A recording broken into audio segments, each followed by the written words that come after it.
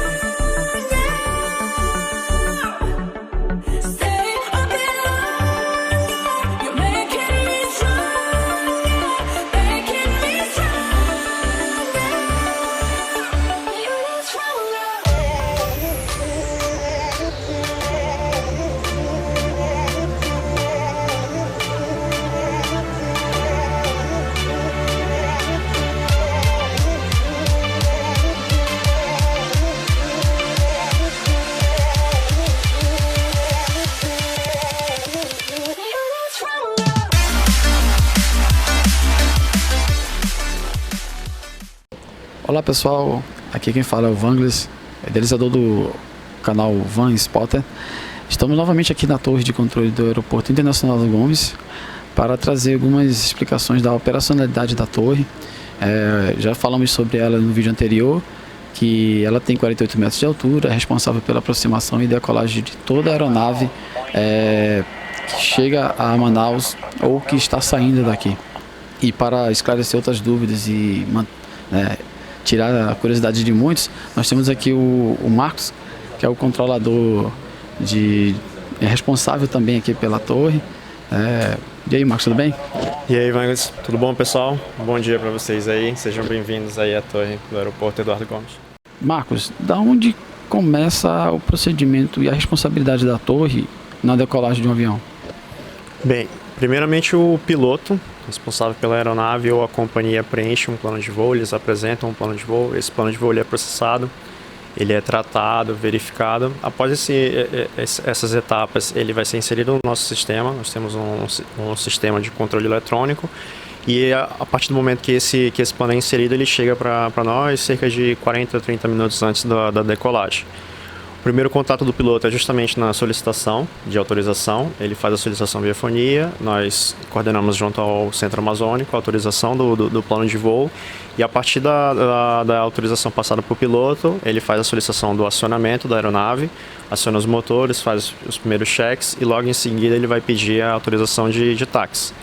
E aí, de acordo com a demanda e com o fluxo, nós fazemos o gerenciamento do táxi da aeronave dentro da prioridade dela até o ponto de espera. Chegando no ponto de espera, o piloto também faz novos cheques, faz novas verificações e assim que ele considerar e julgar pronto para decolagem, ele volta a entrar em contato com a torre novamente, solicitando a decolagem e aí a torre avalia, de acordo com as aproximações, com os pousos, o momento ideal para que aquela aeronave decole. Após a decolagem, ele é transferido para o outro órgão de controle, que é o controle de aproximação Manaus. Marcos, essa troca de informações entre a torre, no caso vocês controladores e o piloto, qual a importância? Geralmente as informações elas ocorrem através de um mecanismo de cotejamento.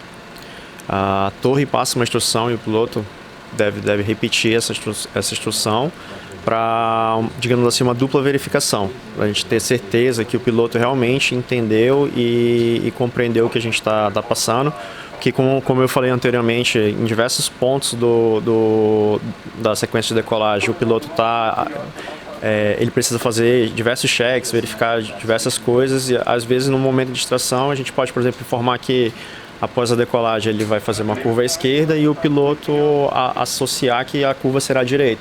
Então esse mecanismo de cotejamento ele serve para evitar esse tipo de mal-entendidos. Meu Charlie, boa tarde. Mantenha a aproximação final do sangue. Vou encerrar mais companhia, solo aos 2, 3, consiga a via bravo para a posição aerométrica. repete, desculpa. Aí, Bravo, até para a americana. Você escutou, mas não, tá, diga. Alfa Romeo Milton Charlie falando isso ali, tem pouso autorizado na 191. Vento agora 03049, ajuste 1002. Pouso autorizado na 191 com 1012, o Milton Charlie. E além do cotejamento, nós temos uma fraseologia própria. A gente aprende na escola uma forma de falar, os termos técnicos e a fraseologia voltada para a aviação também. Também são planejadas de uma forma que garanta segurança e, digamos assim, velocidade no tráfego aéreo. Após a aproximação, né, e pouso da aeronave, como é que ele sabe onde ele tem que parar, Marcos? Bem, essa gestão de pátio é da administração aeroportuária, da Vinci. Lá dentro do prédio deles, eles têm um centro de operações, onde fica também um operador e ele tem um radar de pátio. Então, o planejamento é feito com antecedência e a informação da posição de parada da aeronave chega no nosso sistema eletrônico. Então, assim que o plano de voo aparece na tela e ele já está próximo para pouso, o operador da administração insere no sistema a posição que aquela aeronave está destinada, de acordo com o planejamento deles, com os slots, e a gente passa isso para o piloto. O piloto também, geralmente, ele já tem também no plano dele, a companhia também já passa esse tipo de informação para a posição. Agora, nada impede que o piloto, ao pousar, solicite uma outra posição. Às vezes tem uma posição que é mais próxima do desembarque, ou é um gate melhor, e o piloto julga por ser mais próximo às vezes do hangar, e nada impede que o piloto solicite uma posição diferente. A torre faz a coordenação com a administração, se a administração aprovar, o piloto se dirige para aquela posição solicitada. A partir de qual distância o piloto, né, que está se aproximando de Manaus, ele chama a torre, né, no caso, entre em contato com vocês? Bem, nós temos dois tipos de planos de voo. Nós temos o plano de voos instrumento e os planos de voos visuais. Os planos de voos instrumentos, eles são orientados e controlados pelo controle de aproximação, e eles são entregues para a torre na aproximação final. Assim que a aeronave ela estabiliza na aproximação final, alinhada com a pista, nivelada e na rampa correta, o controle de aproximação transfere para a torre e aí a gente vai trazendo a aeronave até a posição de parada no pátio. O segundo tipo de tráfego é o tráfego visual. E esses aí, eles fazem um circuito visual ao redor do aeródromo e são entregues geralmente para a torre a 5 minutos. Quando eles estiverem 5 minutos fora, eles são passados para a torre, já fazem a chamada, e aí a partir desse momento a gente já começa a buscar, olhando para fora mesmo, às vezes com o auxílio do binóculo, a gente já começa a buscar a aeronave. A partir do momento que a gente entra em contato com o visual com a aeronave, a gente informa o piloto: já estou visual com o senhor, está autorizado o seu ingresso no circuito, e aí ele faz as fases do circuito até o pouso normalmente. Entendi. Mas assim, aproximadamente que distância começa essa troca de informações com a aeronave com o controle aqui em Manaus? O controle, geralmente, ele recebe as aeronaves no limiar da terminal, cerca de umas 40 milhas náuticas a distância daqui de Eduardo Gomes. Os tráfegos visuais vão chamar ali em torno de 3 milhas mais ou menos daqui do aeródromo. Entendi. E em caso de pane do rádio da aeronave, quais são os procedimentos a ser seguidos, né? Porque sem essa comunicação via rádio, qual o procedimento a ser seguido?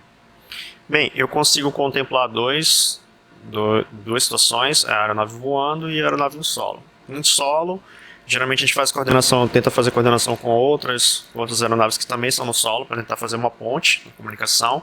Ou às vezes a gente aciona a fiscal de pátio, a própria administração, para ir lá, se a aeronave estiver estacionada, ir lá na aeronave, informar o piloto que a gente não está recebendo a comunicação. Às vezes a gente só recebe chiado na fonia, para o piloto verificar o rádio, às vezes ele trocar o equipamento. E em voo, a gente trata isso como uma situação de emergência. Tem toda uma tratativa diferenciada. O piloto a bordo, quando ele percebe que ele não está recebendo informação do órgão de controle, ele aciona um código no equipamento da aeronave para indicar que ele identificou que ele está numa situação de falha de comunicação. E a partir desse momento, se ele estiver com o controle afasta todos os demais tráfegos dele, mantém todos os demais tráfegos afastados, e dar prioridade para ele, sempre pensando que ele vai se dirigir para o aeródromo de destino mesmo.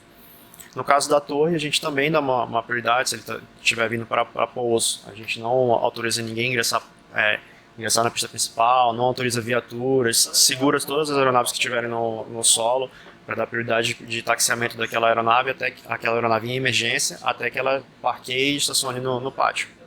Vocês também contam com alguns equipamentos para auxílio, né, em caso de falha de comunicação com a aeronave, né? Você falou agora do binóculo, né, que vocês fazem um visual, né, para localizar a aeronave, e também temos essa lanterna aqui. Fale um pouco sobre sobre essa pistola, né, como é o nome. Isso aqui a gente chama de pistola de luz, e basicamente ela emite alguns feixes de luz verde, branco ou vermelho, e a gente utiliza ela tanto para controlar as aeronaves no solo quanto as em voo. Tem um código de cores, uma sequência de cores específicas, a gente faz algumas combinações de luz intermitente, luz contínuas, para passar instruções também para os pilotos em voo. Às vezes acontece muito o piloto decolar do aeroclube, vim fazer aqui um circuito visual. Já aconteceu comigo do piloto durante o pernoite pediu: Torre, tem como o senhor enviar um feixe de luz para a gente mostrar aqui para o aluno, para o instruendo, para ele verificar como é que funciona, e aí auxiliei o piloto nesse sentido.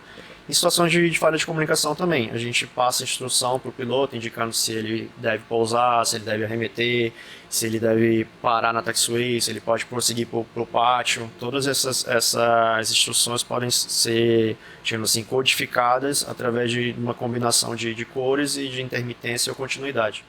Marcos, e quem é o responsável por toda essa operação aqui? Assim, a pessoa que, vamos dizer uma palavra assim mais popular, manda. Eu sei que não é bem isso, mas assim, é que a pessoa que controla, comanda, né, todas as atividades operacionais aqui da torre. Bem, aqui na torre nós trabalhamos em equipes, geralmente 3, 4 pessoas. Às vezes nós contamos com 1 ou 2 estagiários também, quando chegam estagiários da escola. E geralmente quem fica responsável pelo turno é o mais antigo, ou o civil ou o militar mais antigo, com mais experiência de casa. Ele é responsável por confeccionar o livro. Ao final de cada turno a gente confecciona um livro, registrando o que foi acontecer, a operacionalidade do aeródromo. Além disso, ele também é responsável por dividir o turno, dividir os operadores e alocar os operadores em cada horário de trabalho. E aí, para isso, ele vai avaliar a experiência do operador. Geralmente, os operadores não ficam sozinhos na posição. A gente geralmente tem sempre 2 operadores, um assistente e um operador torre. Quando a gente tem uma demanda muito alta, costumamos abrir a posição solo também. Então nós ficamos com um operador gerenciando um solo aqui do aeroporto e um outro na torre. E essa divisão geralmente é o mais antigo da torre. Além disso, da operação da torre, nós temos um oficial no Sindacta, que é o supervisor. Ele é o responsável por toda a operação na área do Sindacta 4. Então não fica restringido só aqui a região Manaus, região Porto Velho, região Boa Vista, região Belém. Então ele fica responsável por gerenciar a operação como um todo na área do Sindacta 4. Marcos, uma curiosidade, acho que de muitas pessoas, eu quando era menor, né, pequeno, criança, eu passava com meu pai e via aquela antena girando ali, né, fica nessa direção aqui.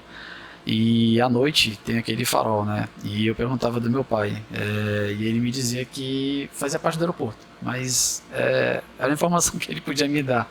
Então, eu acho que é a dúvida de muitas pessoas que passam à noite quando vê o farol, então durante o dia aquela antena todo o tempo girando ali.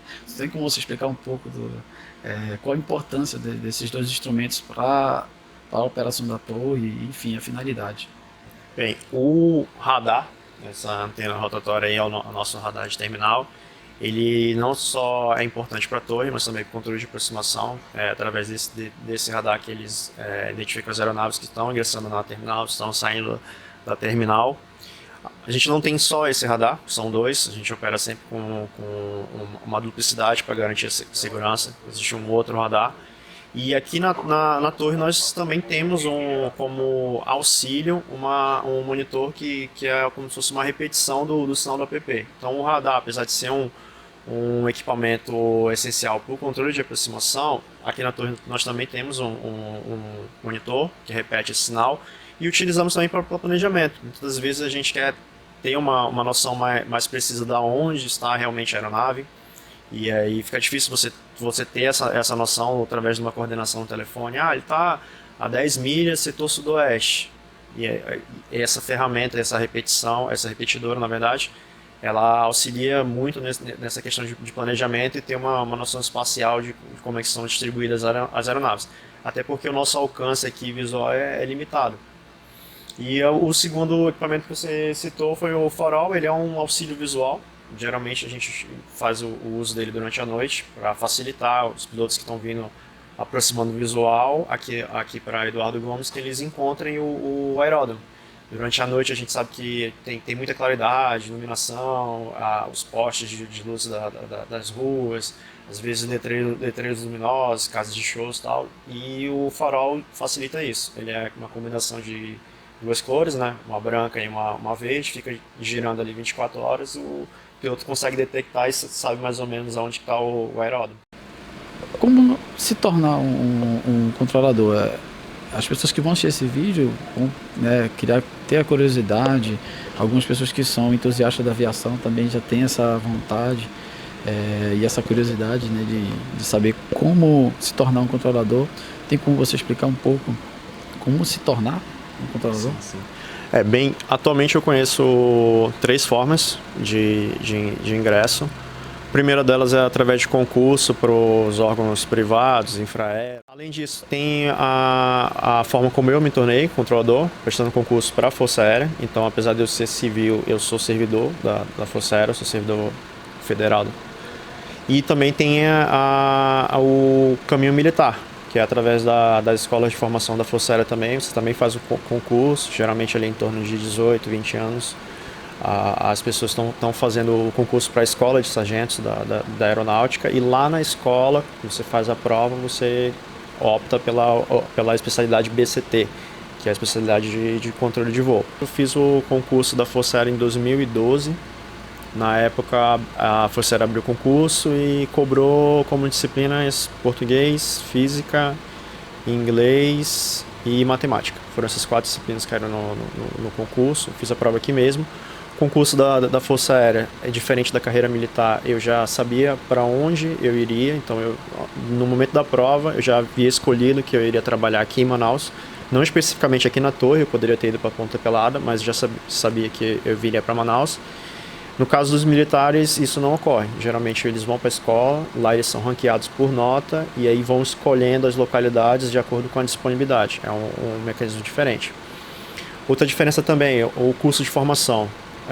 O nosso curso de formação desse concurso foi um curso de duração mais curta, foram 6 meses. A gente fez o curso em São José dos Campos. 6 meses. Foram 6 meses, mas é por conta da minha especialização ser torre. Eu tenho somente o módulo de controle para torre. Existem as três especializações: torre, aproximação e radar, o centro. No meu caso, foi um curso mais rápido, somente torre. Tenho colegas que fizeram o primeiro concurso de controlador civil da ACTA, que eles viram as demais especializações também. O nosso curso é no ICEA, lá em São José dos Campos, lá dentro do ICEA. O dos militares eu sei que é em Guaratinguetá, na escola, é diferente, e o deles geralmente dura, se não me engano, 2 anos. Eles têm 2 anos de duração, é um pouco mais longo. E aí, assim que eu terminei o curso, já voltei aqui para Manaus, eu sou daqui mesmo, já voltei aqui, fiquei aguardando chamar, mais ou menos uns 6 meses, publicaram o edital e eu tomei posse e comecei a trabalhar aqui. Aí a gente passa por um processo de estágio, tem um estágio teórico, provas no órgão também, que apesar do curso de formação dar uma boa base, existem muitas especificidades de cada localidade. Então a gente passa pelo um curso teórico e após tem um curso prático, o estágio prático na operação mesmo, até a aprovação e você assumir realmente como operador. Eu quero agradecer, Marcos, a tua disponibilidade, o teu tempo, né? Agradecer a todo mundo que vocês não estão vendo, mas a torre está em operação, ela não pode parar. E agradecer a FAB, a Infraero, né, que abriram essas portas para a gente, para esclarecer um pouco, porque todo mundo passa ali, né, principal em frente ao aeroporto, vê a torre, acha bonito, mas não tem uma ideia da operacionalidade, da responsabilidade que vocês têm, né? Tanto na aproximação quanto na decolagem de todos os voos, sendo eles de passageiros, de carga, enfim. Então, em nome do VanSpot, eu quero te agradecer, tá? Essa disponibilidade. Então é isso, pessoal. Hoje tivemos a oportunidade de conhecer um pouco mais das operações da torre de controle. Se inscreva no canal, ative o sininho, deixa aquele like maroto e fique atento, porque a parte 3 desse vídeo nós vamos falar sobre as operações ou ter mais operações do Aeroporto Internacional Eduardo Gomes de Manaus. Tchau!